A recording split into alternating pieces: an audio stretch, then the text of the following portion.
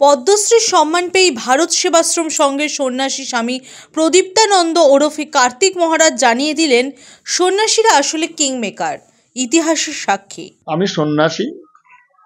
সন্ন্যাসীরা ওনারা হচ্ছে কিং মেকার হয়। আমরা দেখেছিলাম রামায়ণে ভগবান রামচন্দ্রের পিছনে ছিলেন বশিষ্ঠদেব এবং বিশ্বামিত্র মুনি। তাদের আশীর্বাদ তারা তাকে সঙ্গে করে নিয়ে লড়াই করেছেন। এবং আমরা দেখেছি যখন শিবাজি রামদাস স্বামী তার পেছনে থেকে শক্তি জুগিয়েছেন, তারই পতাকা শিবাজির পতাকা হয়েছিল। আমরা জানি ভরত রাজ্য শাসন করেছেন ভগবান রামচন্দ্রের পাদুকাকে রেখে।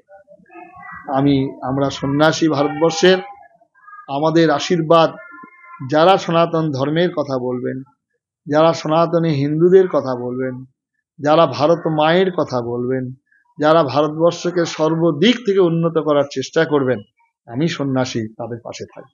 এক সাক্ষাৎকারে তিনি এটাও স্পষ্ট করেছেন, সামাজিক জীব হিসেবে তারও দায়বদ্ধতা আছে, তাই রাজনীতিকে অচ্যুত করে রাখার প্রশ্নই নেই। আমরা সামাজিক জীব, আমাদের দায়বদ্ধতা আছে ভারত মায়ের প্রতি। আর এর জন্যই ভারত সেবাশ্রম সংঘ, এই জন্যই আচার্য স্বামী প্রণবানন্দজি মহারাজ তিনি আজীবন জপ করেছেন জাতি গঠনের মালায়, রুদ্রাক্ষের মালায়, তুলসীর মালায় জপ আরম্ভ করেননি।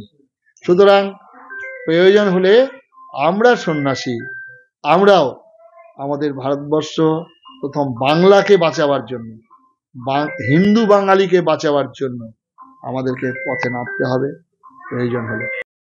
এবছর পদ্মশ্রী পুরস্কার প্রাপক হিসেবে বেলডাঙ্গা ভারত সেবাশ্রম সংঘের প্রধান স্বামী প্রদীপ্তানন্দ ওরফে কার্তিক মহারাজের নাম ঘোষণা করা হয়।